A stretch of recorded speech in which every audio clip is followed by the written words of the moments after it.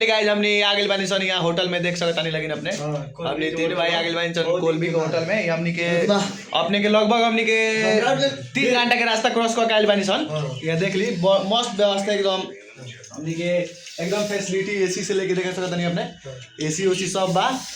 आई अपने लगिन के बस अपने लगिन के एक बार दिखावे खतरा है कि हमने के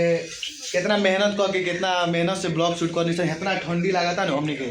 उतना ठंडी में आके हमने यहाँ ब्लॉग शूट करे खतरा यहाँ आके एक रूम बुक करके और फिर भी अपने लगिन सपोर्ट ना करम लगिन तो बताई लगिन हमने के क्या हुई मनोबल घटी कि ना